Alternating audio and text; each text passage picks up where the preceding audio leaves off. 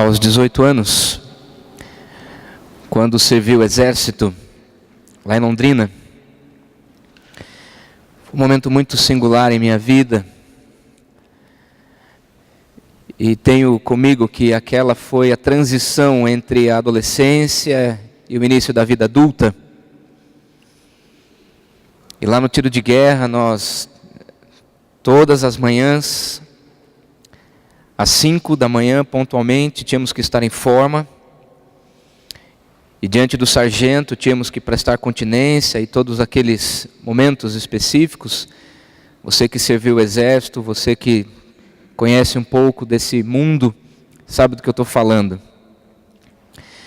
Aprendi um pouco mais acerca de submissão, de autoridade.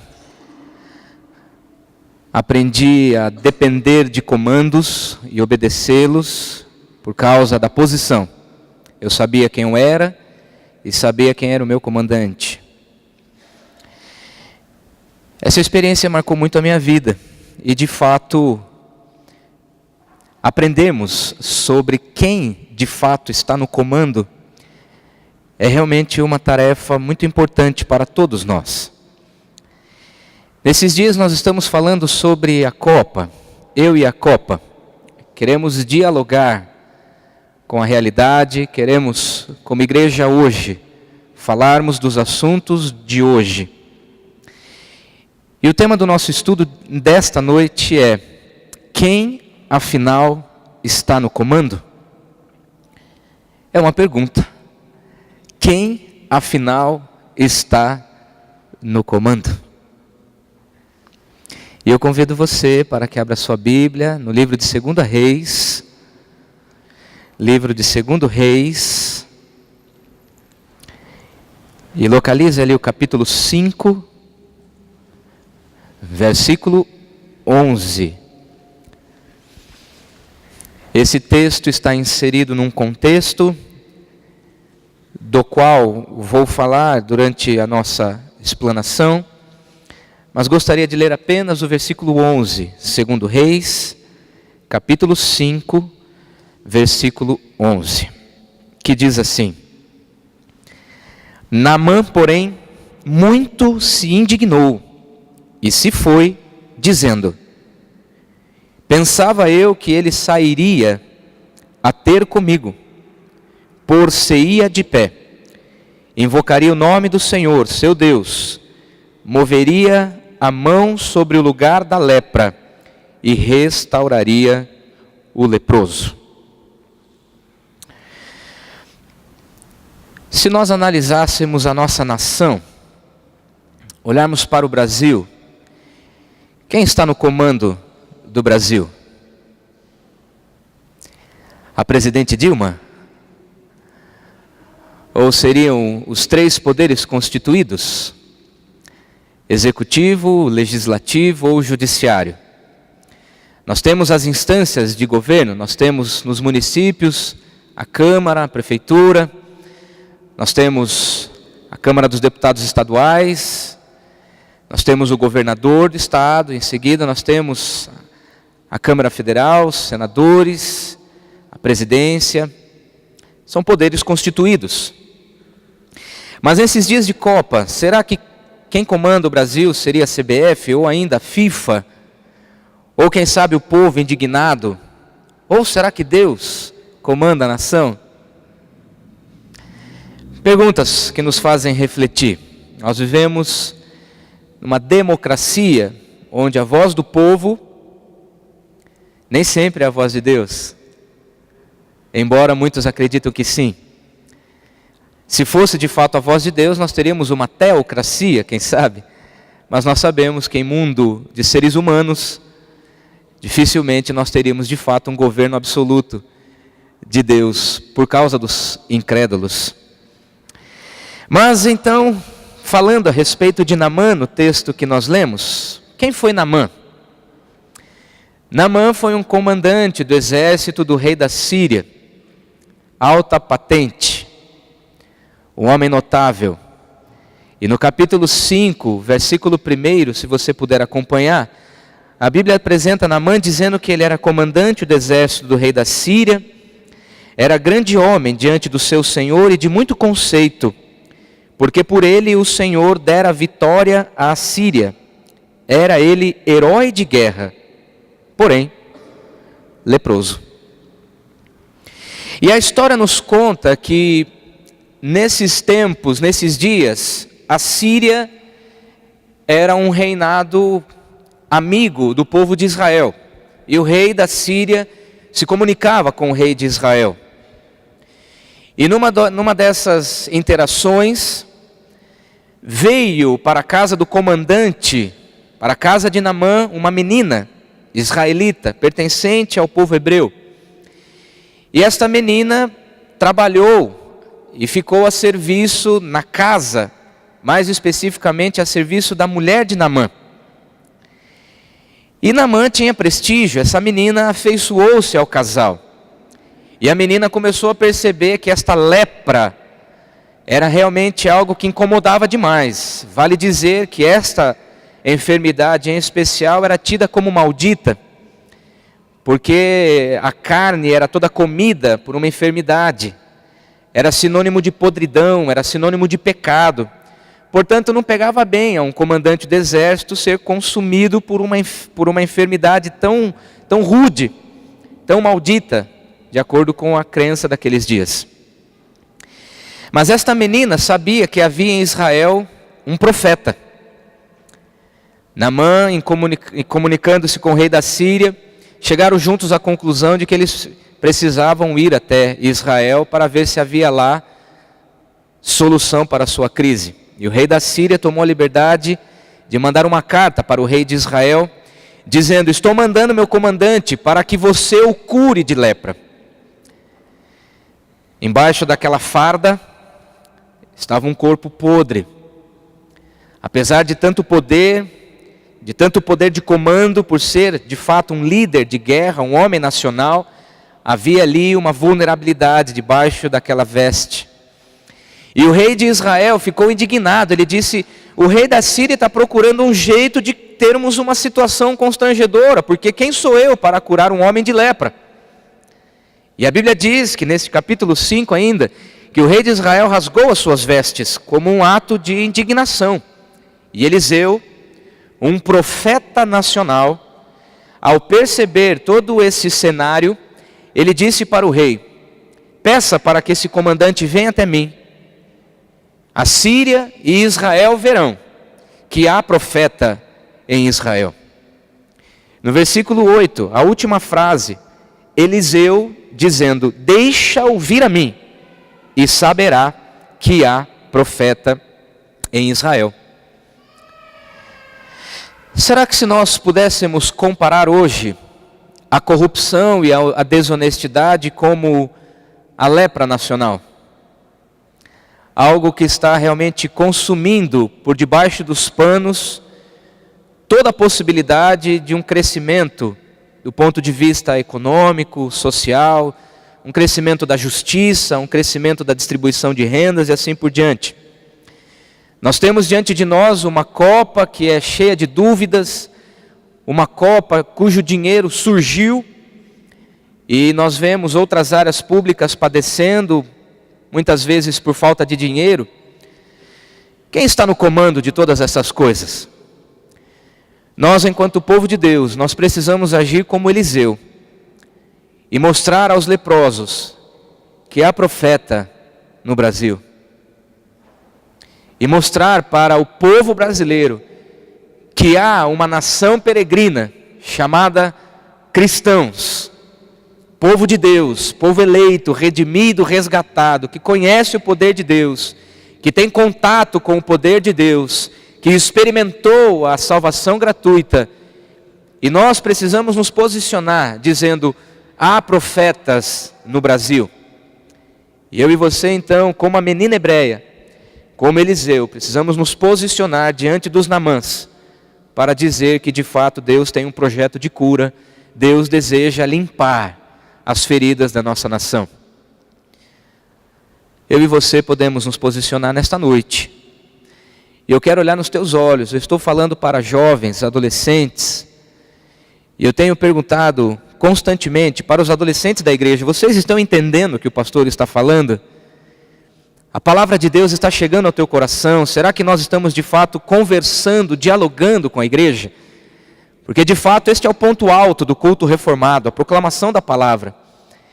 E o culto todo está a serviço de Cristo, a serviço do que Cristo tem a dizer através da palavra. E o meu desejo é que o teu coração esteja aberto nesta hora, para refletirmos sobre esta pergunta: quem afinal está no comando?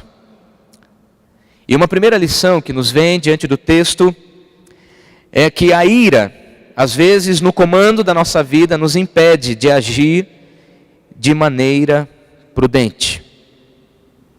Veja comigo a frase do versículo 11: Naamã, porém, muito se indignou. E a última frase do verso 12: e voltou-se e se foi com indignação.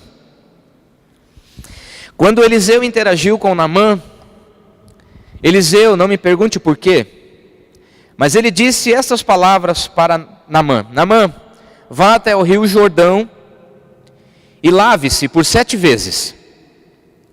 E quando você concluir a 7ª vez, a tua carne vai estar limpa. Você vai estar curado de lepra. E Naamã ficou irado com essa proposta do profeta. E a Bíblia diz que o coração dele se acendeu. Ele ficou extremamente indignado, ele ficou irado. Quem sabe nós estamos permitindo em alguns momentos da vida que a ira esteja no comando da nossa vida. Essa atitude de Naamã foi automática, porque a resposta que ele esperava não foi a que ele recebeu. Você já experimentou momentos onde a tua esposa se dirige a você e você às vezes tem vontade de dizer: resposta errada. Não era isso que era para você falar. Ou quem sabe os seus filhos, quando você faz uma pergunta, como aquelas perguntas que Deus fez a Adão e Eva lá no paraíso: onde você está? Sabe como é? Tua mulher, a mulher que o Senhor me deu. Resposta errada. E você, mulher, o que você fez? Então, a serpente. Resposta errada. E às vezes o nosso coração fica irado, porque nós temos respostas que não gostaríamos de receber. E tem algumas palavras que nos são dirigidas que parece que fica entalada aqui. E aí a ira vem. E como é triste nós tomarmos decisões, nós falarmos, nos dirigimos a algumas pessoas, inclusive as que amamos, com o coração tomado pela ira. Naamã ficou tomado pela indignação, pela ira. Ele já não estava mais ouvindo a voz de Deus, ele não quis mais prestar atenção no que Eliseu estava dizendo. O contato entre eles foi muito rápido, mas o suficiente para tirar-lhe a paz e deixá-lo extremamente indignado. E a Bíblia diz repetidas vezes que ele ficou indignado. Eu gostaria de fazer uma pergunta para que você reflita. Em algum momento esta semana você se dirigiu à sua esposa com ira e falou a ela palavras que realmente tirou a paz do seu coração? Ou você, esposa, em algum momento você se dirigiu ao seu marido com o coração tomado pela ira? E às vezes eu faço pergunta, e o momento da proclamação da palavra é um momento solene, mas eu quero dialogar com a igreja. E eu estou percebendo aqui que alguns casais estão cutucando o rim da esposa aí. Viu? Porque às vezes isso acontece, pais que se dirigem aos filhos com o coração tomado pela ira, e naquele calor falam palavras que ferem, que magoam, que entristecem e que rompem laços. E se a ira estiver no comando da tua casa, o Salmo de número 4, versículo 4 nos orienta: irai-vos e não pequeis. Consultai no travesseiro o coração e sossegai. Efésios capítulo 4, verso 26: irai-vos e não pequeis, não se ponha o sol sobre a vossa ira. Queira saber o porquê daquela resposta. Queira saber o porquê do atraso. Queira saber o porquê da palavra ríspida, queira saber o que está no coração, queira entender melhor antes de você se dirigir e concluir, para que a ira não esteja no comando em sua residência, em seus relacionamentos. Mas uma segunda situação, quem sabe o descaso no comando, pode nos impulsionar para longe das possíveis soluções. E tanto no verso 11 quanto no verso 12, Naamã, indignado, a Bíblia diz: Naamã, porém, muito se indignou e se foi. No versículo 12 a mesma coisa, a última frase: e voltou-se e se foi, com indignação. Quem sabe neste momento Naamã estava fazendo como algumas crianças fazem: deixa, não é do meu jeito, então também não quero cura nenhuma. E aí o descaso, por não ser do jeito que nós queríamos que fosse, pode ser algo que comande as nossas decisões futuras. Só que vale a pena refletir que o descaso nos leva para longe de possíveis soluções. Com o coração indignado e com descaso, Naamã se foi, se distanciando da proposta do profeta. Ele não sabia, mas Deus estava agindo ali naquele momento. Ele não sabia, a cura estava muito próxima dele, mas ele se foi. Existem circunstâncias em nossa vida onde a cura está a um passo. A cura está a uma decisão. A cura está num ato de ouvir com sensibilidade algo que Deus esteja falando através das circunstâncias e das pessoas. Mas o descaso às vezes faz a gente bater de ombro e dizer: eu vou embora. O descaso nos deixa gelado, nos deixa com o coração distante. O descaso nos leva para longe de circunstâncias que sejam exatamente a solução para aquilo que queríamos. E Naamã está aqui justamente indo embora porque a coisa fugiu do teu controle. E às vezes, quando a coisa foge do controle, a gente dorme. Quando as coisas fogem do controle, às vezes a gente finge que não é conosco. Ou então a gente se afunda numa bebedeira, se afunda numa traição. Já que a minha esposa não me quer, eu sei quem me quer. Já que os meus filhos não me obedecem, então eles vão ver como que funciona. Vou largar eles para lá. E aí, esse descaso, que poderia ser uma cura para uma lepra, às vezes nos impulsiona para longe de situações difíceis, de situações de solução. Às vezes eu e você estamos batendo os ombros para a corrupção da nação. Às vezes estamos a um passo da cura da lepra, mas eu e você pensamos: são eles. Que tenho eu com as eleições? Que tenho eu com a política? Que tenho eu com aqueles que governam as nações, os estados, o município? Provérbios capítulo 1, eu peço que você localize por gentileza esse texto, é um texto precioso. Livro de Provérbios, mantenha sua Bíblia aberta em 2 Reis 5, mas localize. Provérbios capítulo 1, os versos 28 a 30 nos dizem assim: então me invocarão, mas eu não responderei. Procurar-me-ão, porém não me hão de achar. Porquanto aborreceram o conhecimento e não preferiram o temor do Senhor. Não quiseram o meu conselho e desprezaram toda a minha repreensão. Às vezes Deus está nos repreendendo, às vezes Ele está falando. Mas o descaso às vezes nos faz perder a sensibilidade para aquilo que Deus está falando. E então Deus diz: agora é por tua conta. Veja o que você faz então sozinho. Mas uma terceira lição que o texto de 2 Reis nos ensina é que as falsas convicções nos permitem pensar apenas em nossas opções. Olha que curioso. Por que Naamã não deu ouvidos a Eliseu? Porque ele tinha o plano perfeito em sua cabeça. E nos versos, localize por favor novamente o verso 11 e 12, ele diz assim: pensava eu que ele sairia a ter comigo, por-se-ia de pé, invocaria o nome do Senhor, seu Deus, moveria a mão sobre o lugar da lepra e restauraria o leproso. Não são porventura Abana e Farfar, rios de Damasco, melhores do que todas as águas de Israel? não poderia eu lavar-me neles e ficar limpo? Quer dizer, ele estava com a coisa pronta. Eu vou para o profeta, eu vou para Eliseu, mas tem que ser do meu jeito.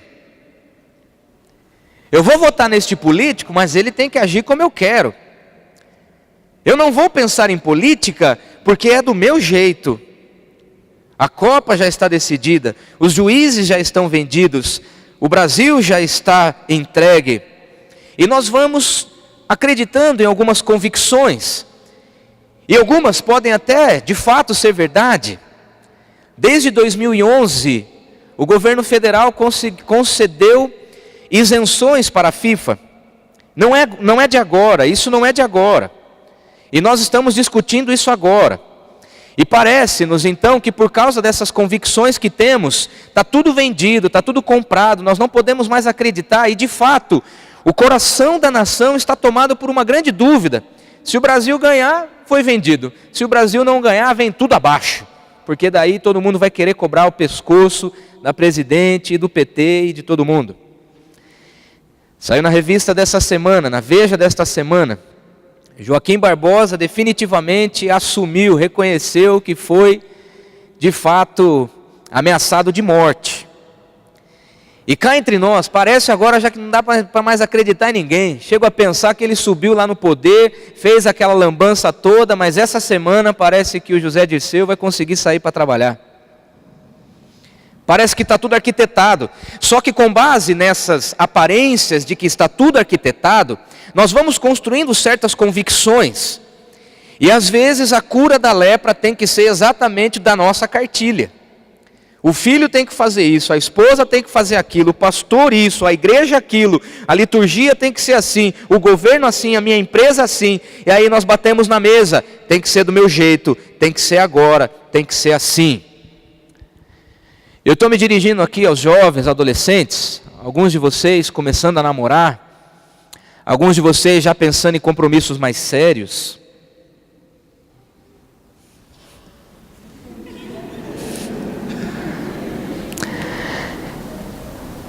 Quais são as convicções que te fazem pensar? O que te leva ao namoro? Quais são as convicções que você tem para você tomar uma dama na sua mão? Quais são as convicções que você tem acerca de família? O que é família para você, jovem? Quando você pensa em igreja, quando você pensa em música, você tem o seu padrão, você tem os seus gostos. Você já parou para pensar do que gostam os mais velhos? Agora eu estou me dirigindo para os cabecinha branca, nós temos muitos aqui. Será que os seus filhos e netos têm que serem exatamente como você quer, do jeito que você deseja? Será que as coisas têm que ser mesmo do teu comando, do teu controle? Será que não existe possibilidades de diálogo, de conversas? Porque às vezes as falsas convicções nos permitem pensar apenas nas opções que temos, nas opções que damos. E eu aprendi com o presbítero Mário uma expressão interessante, que às vezes nós temos que pensar fora da caixa. Às vezes as soluções estão fora daquilo que nós entendemos. Certas soluções para a nossa família estão além daquilo que nós achamos que é a única solução e a única saída. Eu quero engravidar, eu quero ganhar dinheiro, eu quero crescer, eu quero... Mas essas convicções, do jeito de quem? Quem está no comando quando você pensa na sua vida? É interessante, Naamã utilizou expressões aqui, pensava eu, por-se-ia de pé, invocaria, moveria, restauraria, e aqui o pretérito imperfeito impera, não poderia eu, não são porventura os rios de Damasco melhores do que o rio Jordão? Querido, tome cuidado quando você já tem a lição pronta na sua cabeça. Você pode se frustrar, mas às vezes existem opções fora daquilo que você entende. Estou falando isso com o meu coração muito em paz, porque é isso que eu vejo na vida de Naamã. Enquanto ele estava questionando a atitude do profeta, ele estava partindo na direção contrária da solução de Deus para a sua vida. Jeremias capítulo 29, versículo 11. Deus diz assim: eu é que sei que pensamentos tenho a vosso respeito, diz o Senhor. Pensamentos de paz e não de mal, para vos dar o fim que desejais. Você deseja e Deus quer fazer. mas é do jeito dele, na hora dele, com a mão dele. Quem está no comando? Em quarto lugar, a ingratidão nos aprisiona no orgulho. A atitude de Naamã aqui não foi, de fato, uma atitude ingrata. Pelo contrário, Naamã foi muito gracioso. Veja comigo, por favor, o versículo 15. Depois de ele, de fato, ir até o rio Jordão, alguém disse para ele: Naamã, mas se Eliseu tivesse te pedido uma coisa difícil, você não teria atendido a voz do profeta? Aí Naamã parece que caiu em si. É muito simples, vai lá, 7 banhos, rapaz, não custa nada. E Naamã de fato foi lá. E a Bíblia diz que a carne dele ficou como uma de uma criança. Tipo a minha, assim, ó. A tez de pêssego. Hã? Ou não, né, Maurício? Uma pele de criança. A lepra foi curada. E a carne podre deu lugar à pele de bebê. Olha que lindo. Não é, Emerson? Tipo a sua pele, assim ou não? Não sei. Muito bem. No versículo 15, então, a Bíblia diz que voltou ao homem de Deus, Naamã foi até Eliseu, ele e toda a sua comitiva veio, pôs-se diante dele e disse: eis que agora reconheço que em toda a terra não há Deus, senão Israel. E Naamã está diante de Eliseu agradecendo, e eu diria que a ingratidão é um sentimento que, quando está no comando da nossa vida, nos aprisiona na soberba, nos aprisiona no orgulho. Fez porque tinha que fazer, não fez mais do que a obrigação. Eu não pedi para fazer, fez porque quis. E aí alguns sentimentos comandando o nosso coração. Deus concede um presente, Deus dá a oportunidade e nem sequer agradece, murmura dia após noite. Este coração está tomado de soberba, porque parece que Deus não fez o que deveria ter feito, Deus não fez a lição de casa. Um coração ingrato é assim que age que pensa que Deus errou. Resposta errada, Deus. E o reverendo Áureo nos trouxe uma reflexão tão importante sobre a soberba hoje pela manhã, para relembrar os que tiveram e para dizer aos que estão agora à noite: a soberba subestima o adversário e ignora o perigo. Os soberbos não se deixam ensinar, os soberbos não se deixam salvar. E Provérbios 16:18 diz que a soberba precede a ruína. Um coração ingrato acha que os outros estão a seu dispor. Um coração ingrato acha que tudo tem que ser feito a seu favor. E é de fato isso que está tomando o coração do brasileiro. Tudo tem que ser para mim. Eu não quero fazer nada para ninguém. E às vezes esse sentimento de fato nos leva a um coração orgulhoso e soberbo. 1 Tessalonicenses 5:18.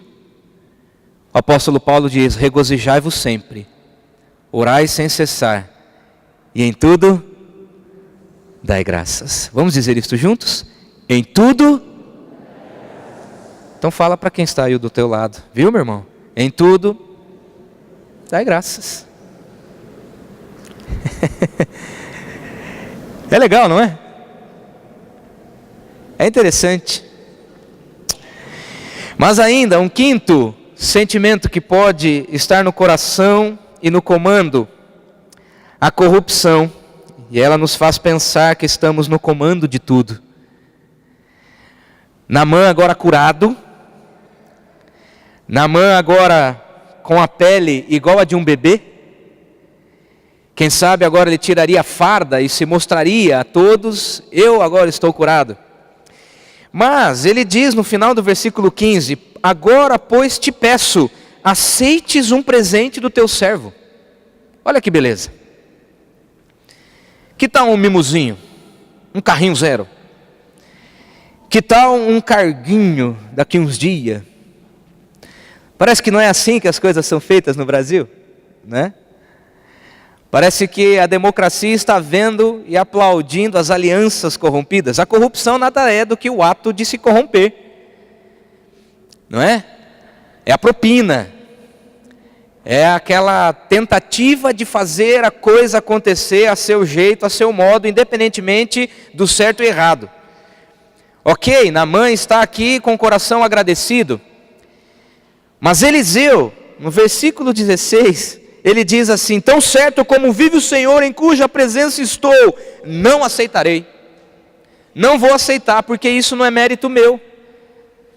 Se Eliseu aceita ali o presentinho, o mimo de Naamã, talvez ele estaria assim: eu sou o cara, eu consegui curar a leprinha.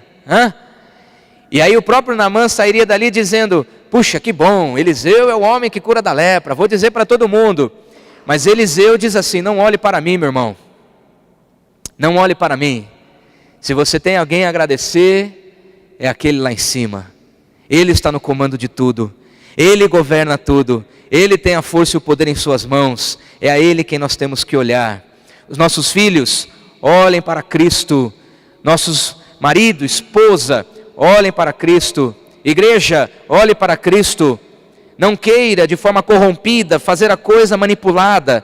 E de fato parece que a nação está sendo manipulada como marionete diante de políticos corruptos. Mas eu, de forma muito convicta, quero ler com os irmãos profeta Isaías, capítulo 44. O texto está na tela, versos 24 a 26. Assim diz o Senhor, aquele que está assentado no trono, aquele que diz no Salmo 26, 46, 10, aquietai-vos e sabei que eu sou Deus. Assim diz o Senhor que te redime, o mesmo que te formou desde o ventre materno.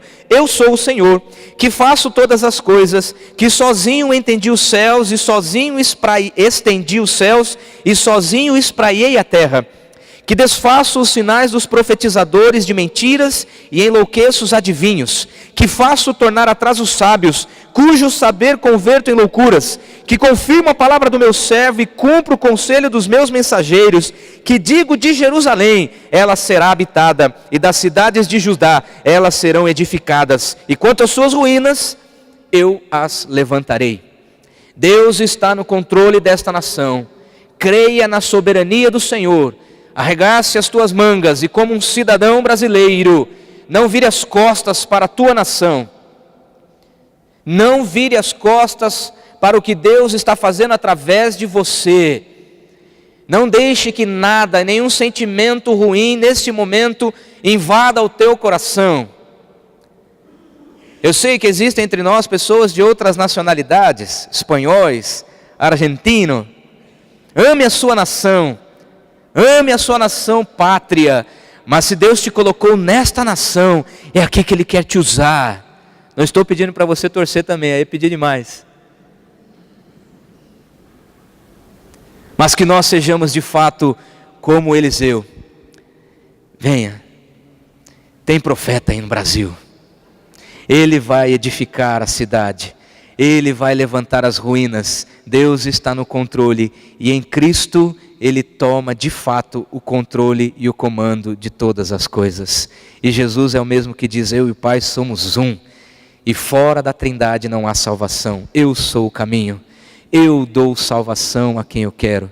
Deus está no comando. E eu te pergunto, é assim na sua vida? Ou quem sabe estes sentimentos estão invadindo o teu coração?